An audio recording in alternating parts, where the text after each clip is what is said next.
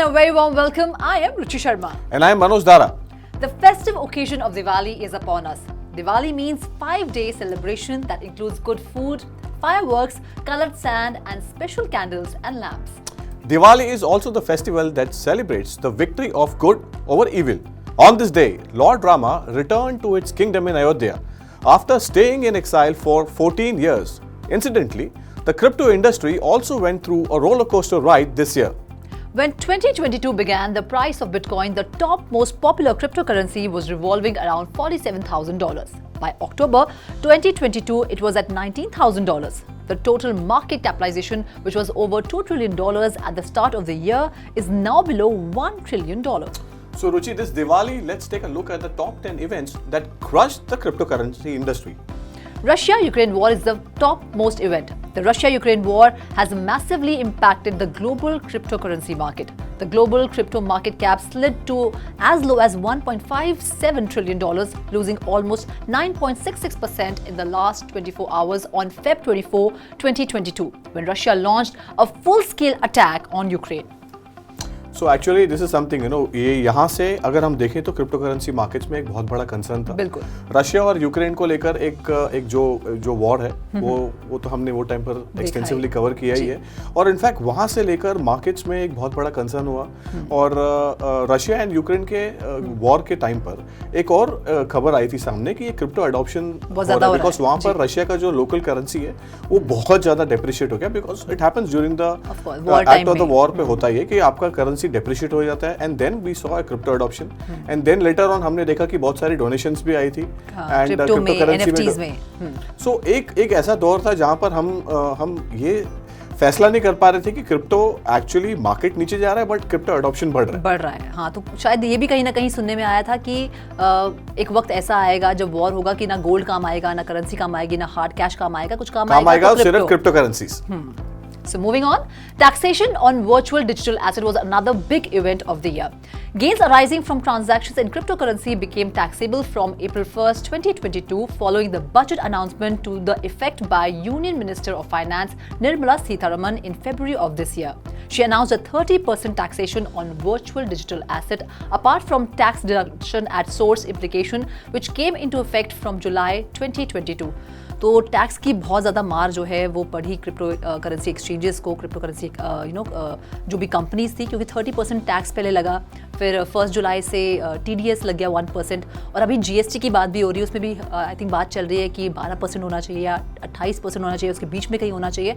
तो कहीं ना कहीं जो इतना ज़्यादा टैक्स का बर्डन और प्रेशर आ गया उसने बहुत ज़्यादा क्रिप्टो एंथुजियास्ट को कहीं ना कहीं डिमोटिवेट भी किया और बहुत सारी जो कंपनीज थी इंडिया की और बहुत सारी जो क्रिप्टो करेंसी एक्सचेंजेस थी दे वर फोर्स्ड टू और से demotivated to move out of the country and go to maybe Dubai or other crypto friendly countries. So actually 3 चीजें हुई थी रुचि, जैसे हमने हमारे व्यूअर्स को बताया भी एक बहुत ही इंपॉर्टेंट इवेंट था क्रिप्टो करेंसी जो ओवरऑल सेक्टर वो टाइम पर इनफैक्ट अब अप्रैल में देखें तो वहां पर क्रैश होना शुरू नहीं हुआ था। 30% का जो कोई एक बड़ा अनाउंसमेंट आया था वहां पर लेकर क्रिप्टो एडॉप्शन पे एक बहुत बड़ा क्वेश्चन मार्क हो गया वहां पर कि इंडिया सपोर्ट कर रहा है क्रिप्टो एडॉप्शन को कि नहीं, क्योंकि they were asking for more regulations at a time when they were concerned about money laundering और terror funding and drug trafficking, ये तो पैरेलल चल रहा था और इनफैक्ट 30% आने से हुआ क्या कि ट्रेडिंग वॉल्यूम्स ड्रॉप हो गए, एक्सचेंजेस पर 80% से भी ज्यादा हमने देखा कि ट्रेडिंग वॉल्यूम्स ड्रॉप हुए और वहां पे जितने भी पूरा इंटायर क्रिप्टो इकोसिस्टम जो इंडिया में was actually was ready to fire and take advantage of that big boom, कहीं ना कहीं एक डिसबैलेंस हो गया equation and they move to maybe Singapore और दुबई फॉर बेटर प्रोस्पेक्ट्स, वहाँ पे कंपनी लिस्ट हुई and we have seen that कि यहाँ पर धीरे धीरे जैसे अभी हम देख रहे हैं कि यहाँ पर अक्टूबर है, रिसेंटली CBDCs का एक एडॉप्शन एक कॉन्सेप्ट पेपर नोट अनाउंस किया हुआ है, पायलट प्रोजेक्ट आया है, बट इनफैक्ट ये देखना पड़ेगा कि यहाँ पर मनी लॉन्ड्रिंग और इस पर थिंग्स हाउ इट्स मूविंग। बिल्कुल। Moving forward, payments difficulties on April 7, 2022, a circular by the National Payment Corporation of India stated that they are not aware of any crypto payments happening through the Unified Payment Interface, which is UPI. This led to UPI platform providers withdrawing their facility from all crypto exchanges, thus denying crypto investors to further use UPI payments for the crypto investments. After this, several crypto exchanges blocked their payment system and users were unable to use in these exchanges using traditional banking. तो एक NPCI का एक बहुत बड़ा हमने एक step देखा था, इनफैक्ट ये अप्रैल की खबर है और अप्रैल 7 के करीब या फर्स्ट या सेकंड वीक के करीब आया है कि वहाँ पर जैसे ही ये इम्प्लाई हुआ 30% टैक्सेस और ये सारी खबरें, that was actually not encouraging कि यहाँ पर गवर्नमेंट ने एक बहुत बड़ा एक रुख, शैडो बैंकिंग का एक बहुत बड़ा क्वेश्चन मार्क था, इफ यू रिमेंबर, हमने बहुत एक्सटेंसिवली भी कवर किया। बैंगलोर में आई थिंक कॉइनबेस जब आया था बैंगलोर में और बहुत ज़्यादा वो हायरिंग के लिए आए थे और तब कहीं ना कहीं किसी खबर में छपा था कि they will be using UPI payments, तब जाके NPCI ने ये फैसला किया था और ये शैडो बैन लगाया था। उसके ऊपर फिर ब्रायन आर्मस्ट्रॉन्ग जो CEO है कॉइनबेस के, उन्होंने क्रॉस क्वेश्चन भी किया था कि क्या आप सुप्रीम कोर्ट की रूलिंग को आप वायलेट कर रहे हैं ये नया रूल आके। तो और उसके बाद में बहुत सारे जो स्टेप्स थे हमने देखने मिले थे और यहाँ पर let's see how this events unfolds going forward. Moving on, Terra Luna crisis. In May 2022, more than $200 billion was lost in the cryptocurrency market due to the shocking collapse of the Terra stablecoin. The price of Terra Luna fell by nearly 80%, thus devaluing the coins. It should be noted that stablecoins follow the economics of demand and supply. To keep the price consistent, any stable currency that is created must be backed by some form of collateral. तो Terra Luna की बात तो I think उसके बाद तो कभी उठ नहीं पाई वापस क्रिप्टो करेंसी मार्केट। ये एक ऐसा बड़ा इवेंट है जिसने पूरे के पूरे क्रिप्टो करेंसी मार्केट को पूरा झोंक के रख दिया इनफैक्ट। और यहाँ पर इनफैक्ट हुआ क्या कि ये $40 बिलियन का एक बहुत बड़ा इकोसिस्टम था टेरा लूना का, साथ ही साथ बहुत ज्यादा जिनका वो टेरा लूना जो स्टेबल कॉइन है उसमें एक्सपोजर था वो धीरे धीरे कोलैप्स होते गए और पूरा का पूरा सिस्टम कोलैप्स हो गया जी। और इनफैक्ट यहाँ पर रफली अराउंड हमने जब भी देखा कि वो टाइम पर टेरा और लूना जो स्टेबल कॉइन बैक्ड बाय खुद का जो उनका जो नेटिव टोकन था लूना था वो भी क्रैश हो गया और यहाँ पर एक बहुत बड़ा क्वेश्चन मार्क हो गया स्टेबल कॉइन के एग्जिस्टेंस पे। Right, moving on, next on the list is the US interest rates hike. So in July 2022, the Federal Reserve raised the interest rates by 75 basis points, which was the highest consecutive rate hike since 1980s. Then the Federal Reserve announced another big rate increase in September 2022. So एक time पर हमने देखा कि यहाँ पर India में taxation को लेकर बहुत बड़ा कंसर्न है और रशिया यूक्रेन वॉर का एक बहुत बड़ा फेयर था वो भी, दैट वाज आल्सो लूमिंग.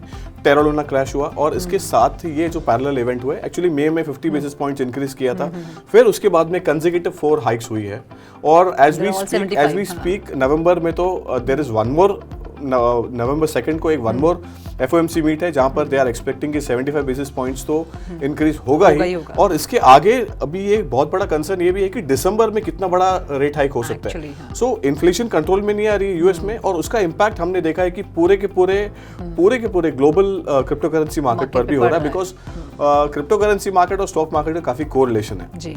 और जैसे जैसे हमने देखा कि यहाँ पे इंटरेस्ट रेट हाइक हो रही है, इन्फ्लेशन को लेकर एक बहुत बड़ा कंसर्न है, इकोनॉमिक पैरामीटर्स इंप्रूव नहीं हो रहे हैं, मार्केट थोड़ा हल्का स्लिड होते जा रहा है. कॉन्फिडेंस जो है क्रिप्टो करेंसी मार्केट में नहीं आ रहा because they are riskier assets और इनफैक्ट स्टॉक्स भी वहाँ पर यूएस के स्टॉक्स भी है, नैस्डैक कंपोजिट हम देख रहे हैं वो भी गिरे हैं और ओनली टाइम विल टेल कि यहाँ पे कॉन्फिडेंस कैसे वापस आता है.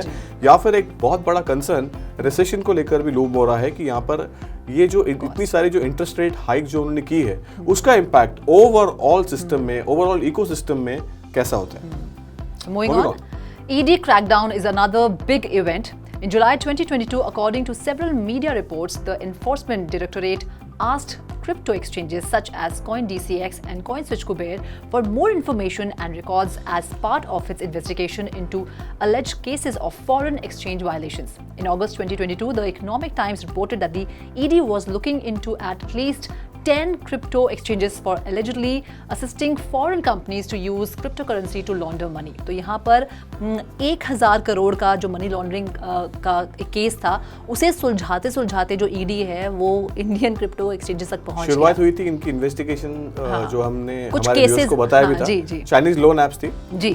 तो कुछ केसेस आए थे कि कुछ लोग जो हैं वो पुलिस स्टेशन तक पहुंचे कि उन्हें बहुत ज़्यादा थ्रेटन किया जा रहा है, बहुत ज़्यादा हाई इंटरेस्ट लिया जा रहा है उनसे कुछ सुसाइड केसेस भी थे। तो जाके जब छानबीन हुई तो पता चला कि ये कुछ इंस्टेंट लोन ऐप्स हैं और इनके लिंक्स चाइना से हैं, क्योंकि चाइना हमेशा से आके इंडिया की मार्केट में आके ये लोन्स का जो काम है, जो फाइनेंस का काम है, और उनको इनफैक्ट ऐसे भी ऑपरेट कर रहे थे जहां पर उनको आरबीआई का अप्रूवल नहीं था। हाँ, आरबीआई का अप्रूवल नहीं था, तो वो जो इंडियन एक्सचेंजेस थी छोटी छोटी, उनको मोहरा बना के, मतलब उनका फेस रख के खुद ये ऑपरेट कर रहे थे। और उसमें वो क्या कर रहे थे कि जो इंडियन क्रिप्टो करेंसी एक्सचेंजेस हैं उनके थ्रू, क्रिप्टो करेंसी के थ्रू मनी लॉन्डर कर रहे थे।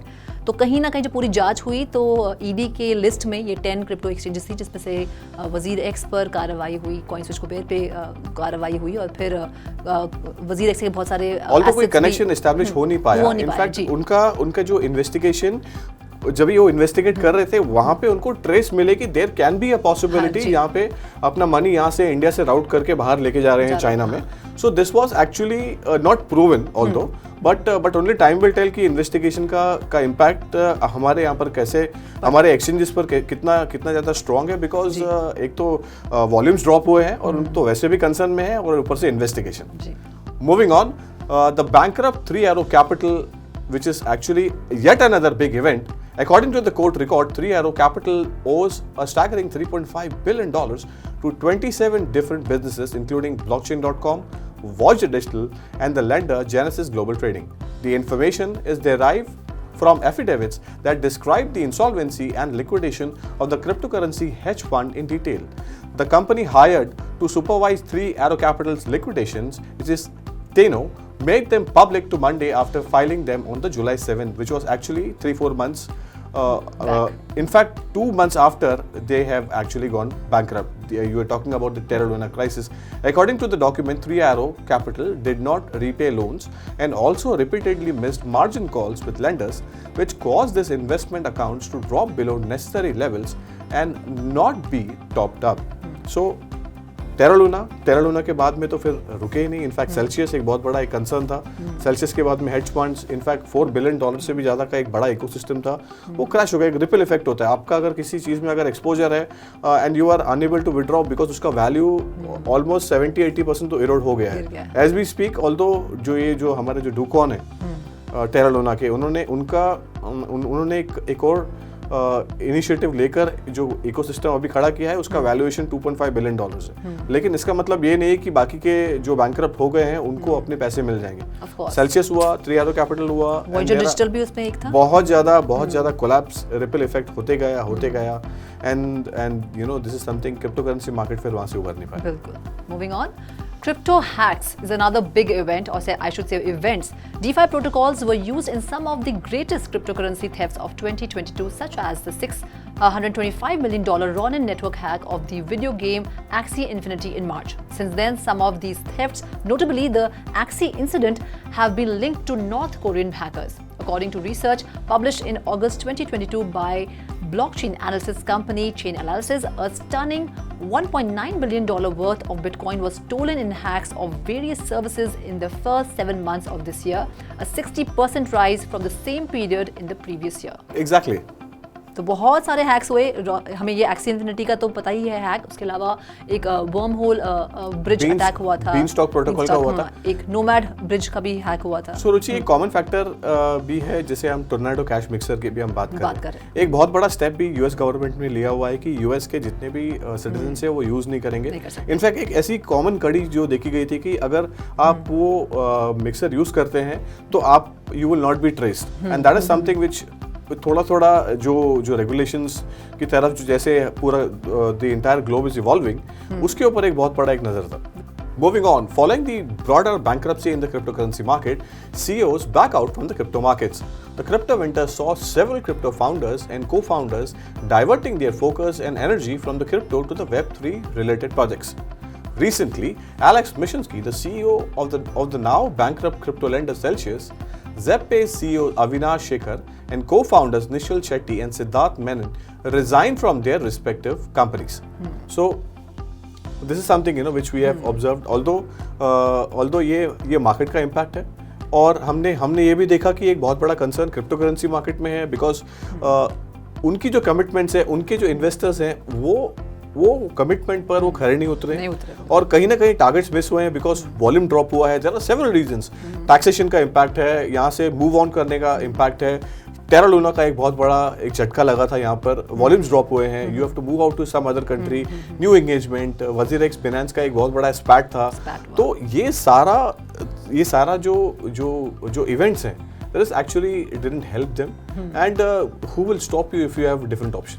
और अगर आप भी कहीं ना कहीं सवालों के घेरे में खड़े होते हैं तो कहीं ना कहीं रिजाइन करना पड़ता है पोजीशन से। लेकिन अभी इनमें से ज्यादातर सीईओ ने अपने अलग प्रोजेक्ट्स शुरू कर दिए हैं। Let's see how they turn out. So moving on, a volatile nature of cryptos is another event that really shook the crypto industry. According to research released by Citibank on October 3rd, 2022, cryptocurrency prices are significantly down from their all-time high, and growing skepticism in stablecoin as a result of the collapse of Terra USDs has caused withdrawals from the largest stablecoin, Tether.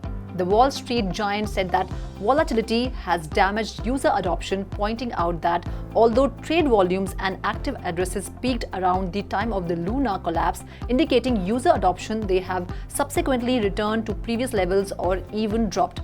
Tentative evidence suggests a reduction in trading volumes and future positions, but not wholesale decline in investor interest in the space, Citibank said in its research.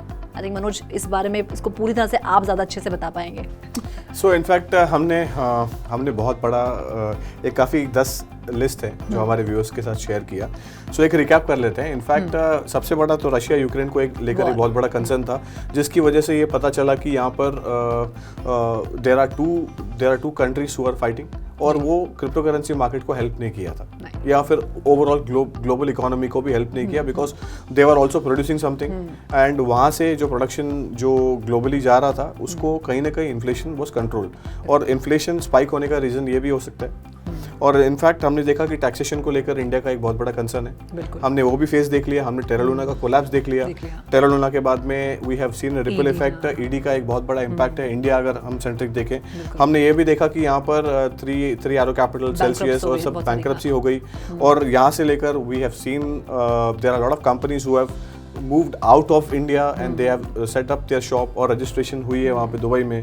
और in fact ये सारा जो incident है वो ऐसे time पर आ रहा था। हमने मियामी में एक बिटकॉइन कॉन्फ्रेंस था, वो भी अटेंड किया था अप्रैल में।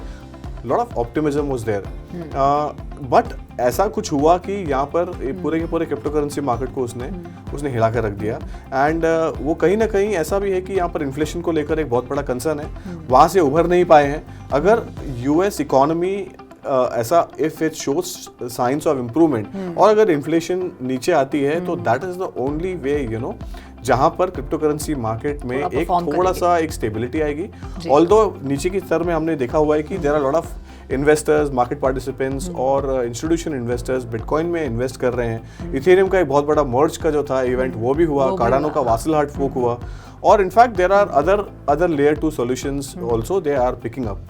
Ethereum has moved to POS, बहुत सारे इवेंट्स हुए थे, और ये सिर्फ ये देखना पड़ेगा कि यहाँ पर स्टेबिलिटी कहाँ पे आती है, what is that turning point जहाँ से crypto currency market will again move northwards. That only time will tell. That's all there is in today's Diwali special bulletin from the entire team of 3.2 TV.